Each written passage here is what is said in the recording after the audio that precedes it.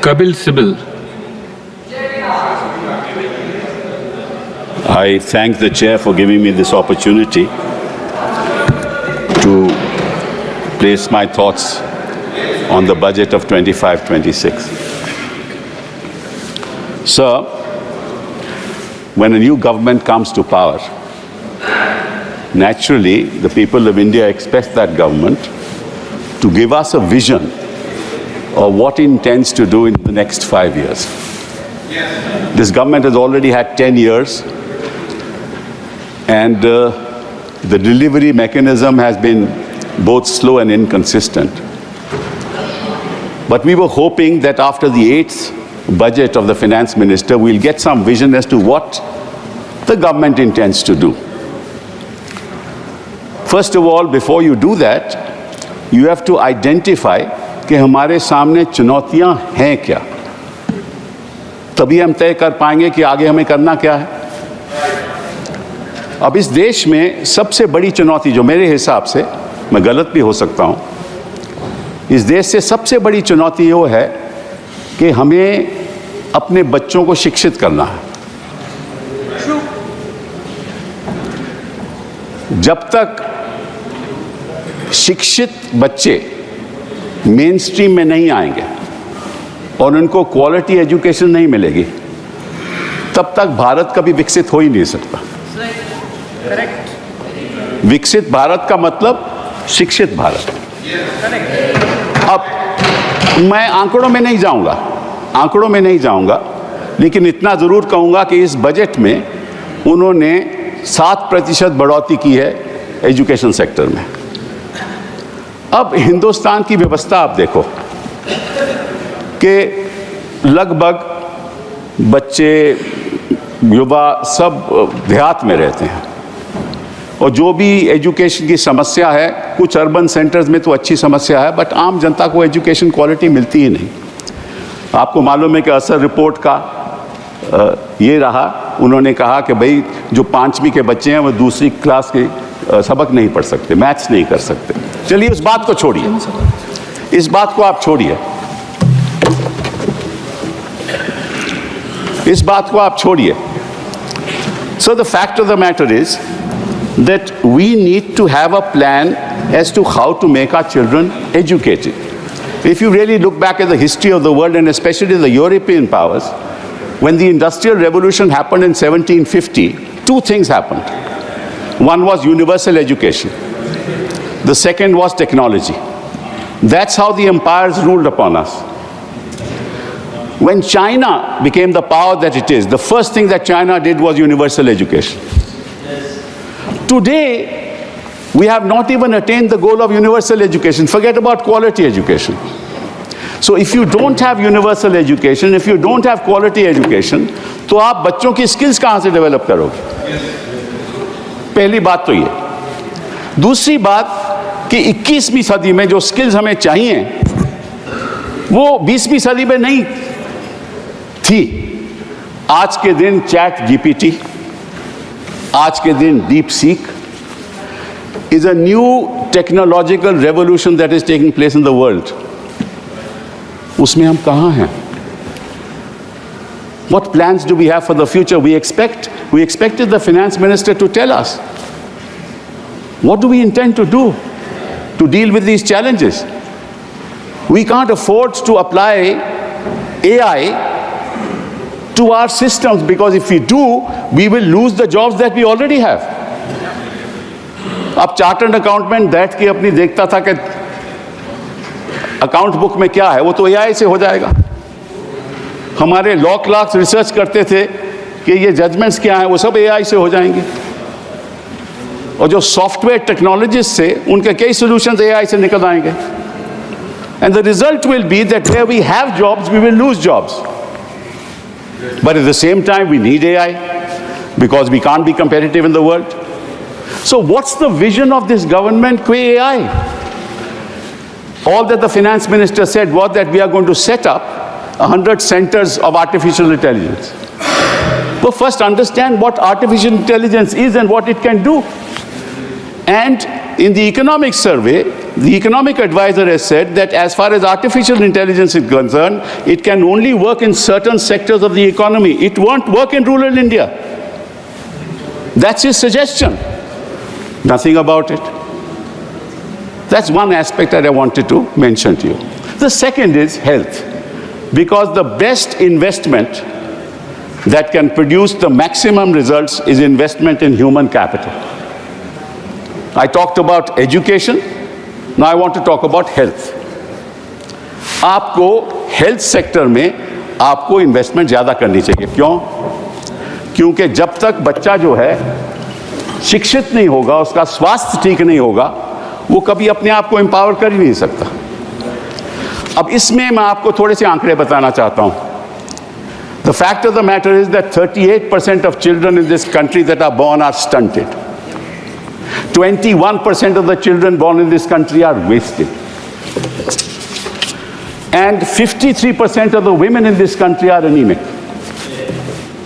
How will you get children who you will empower if the health sector is not if you do not invest in the health sector? And there's a 9% increase in the budget in the health sector.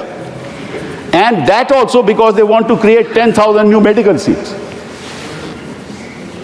That's not the solution to India's problem. The two biggest challenges facing this country are education and health. This is just one aspect I want to talk about. The second, and हम रोज बात करते हैं कि हमारी $5 trillion economy हो जाएगी, जल्द हो जाएगी, अब 2024 में हो जाएगी. अब तो उन्होंने कहा कि 2027 तक नहीं होगी. बट 5 ट्रिलियन इकोनॉमी का मतलब क्या है? ये एक गुमराह किया जा रहा है. Sir, a $5 trillion economy is going to happen in this country in any case.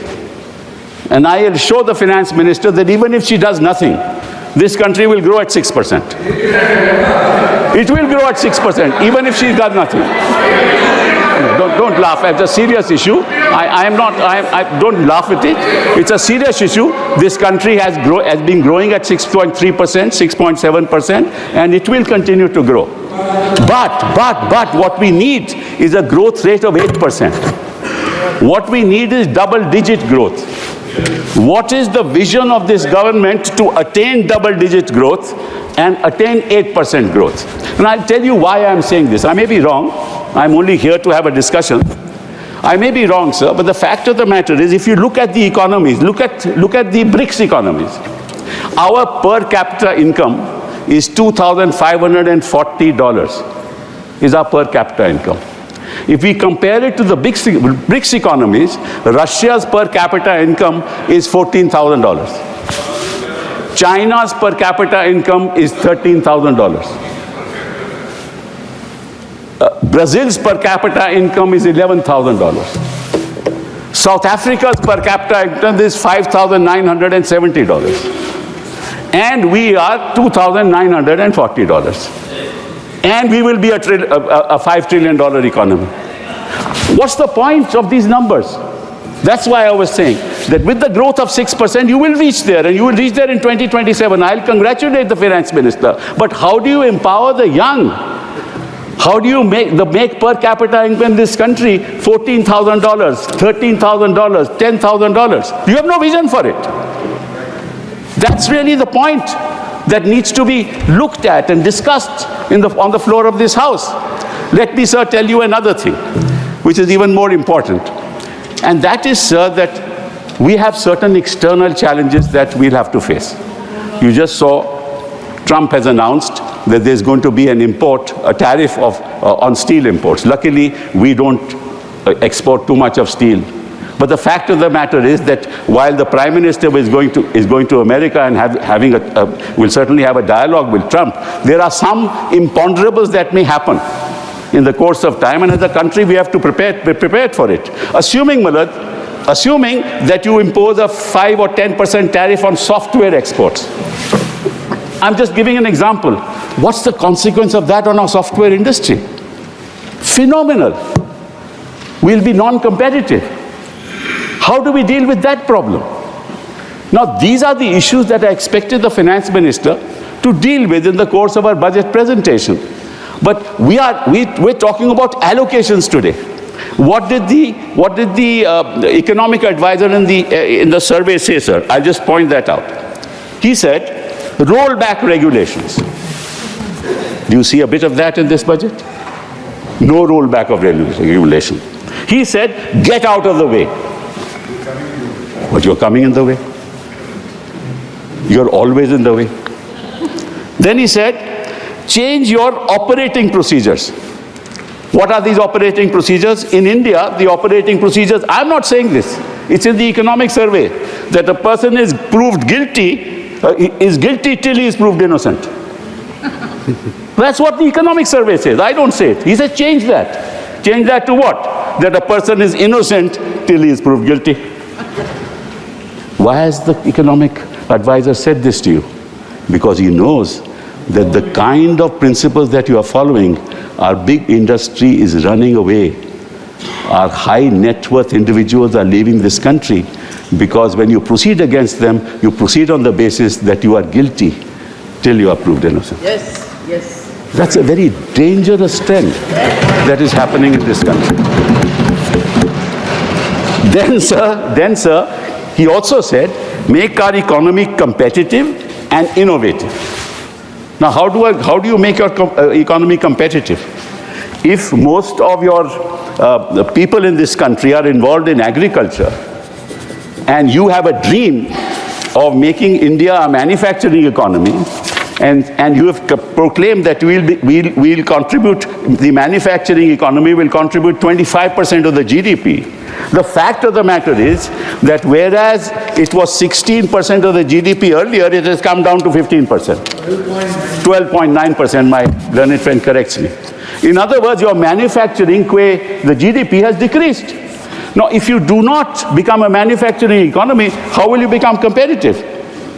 And what has the finance minister said about the budget on that? Nothing. How do you become innovative? You only become innovative if you put money into R&D. The money that is put into R&D in US is $650 billion a year. In China, it's $500 billion a year. And what is it in India? $50 billion a year. Unless you invest in R&D, you won't create. Sir, I just want to give you an example. Take this mobile phone. Now, this mobile phone, actually the hardware is in somebody else's hands, the Europeans' hands. The software solutions are produced by us. Now, the software is sold to the owners of hardware. So that software ownership goes to the hardware company. And then that company allows you to use the phone and charges you for the software. That's what it is. They give you a license fee. All right, you're using my phone, you pay this much. This is what is happening. Sir, I was Minister for Telecom. I asked my the telecom industry, what is it in the telecom sector that you manufacture? Nothing. They're service provider. They don't manufacture anything. Your routers, everything is manufactured from abroad. How are you going to become competitive? What's the vision of this government? What's the vision of this government in the finance bill, in this budget, as to how we'll compete with the rest of the world? This is a very serious issue, sir. Now I'll tell you, sir, there's another thing that I want to mention. That is that he said that now we have to deal with domestic growth. Don't rely on growth through your external exports, because you need to give more money into the hands of the people of this country. And on that, sir, I just want to point out very, very interesting data that in fact, sir, there are about 8.09 crores in this country people who pay income tax. Of those 8.9 crore people, about 4.9 crore actually pay tax, zero tax. And you are left with 3.19 crore people who actually pay tax. So with 140 crore people in this country, 3.19 crore people pay tax. So give me a few minutes more. Few minutes. Just 3.19 crore people pay tax. Please now, conclude. of the 3.19 Please crore, conclude. that is 2.2% population of this country. So, you can have two inferences on that. एक तो कि कई लोग tax ही नहीं देते, तो पकड़िए फिर उनको, और उनके पास इतना पैसा है ही नहीं कि वो टैक्स दें, तो उनके हाथों में पैसा दीजिए। आपने दोनों चीजें नहीं की। और रियलिटी है sir that 50% of income group spend of income. Thank you, sir. But 2 minutes, just 2 minutes, sir. 1 minute. Okay, fine. There's a report of 2023 Oxfam report which says survival of the richest, the India story. What does it say? The bottom 50% of income group spends a higher percentage of their income on indirect taxes than the 40% and the top 10% combined. The bottom 50% of the population at an all India level pays 6 times more indirect taxation as a percentage of income compared to the top 10%. And what do you do? What have you done? You have not given any money to the bottom 50% of the people. So, sir, I'll just conclude now by saying only one thing. Don't sell dreams. Give us a dream. Mr. Chidambaram gave it. Give it to us. Thank we you. want a dream budget. Thank you. We want India to move forward. We will all support you if you have a vision as to when India and how India will move forward. Thank you. And we all hope that that dream budget will come. Thank you. Stay ahead with our cutting-edge news app. Instantly access the latest shorts in just 1 minute and breaking news in just 50 words. Download now for a smarter, faster news experience.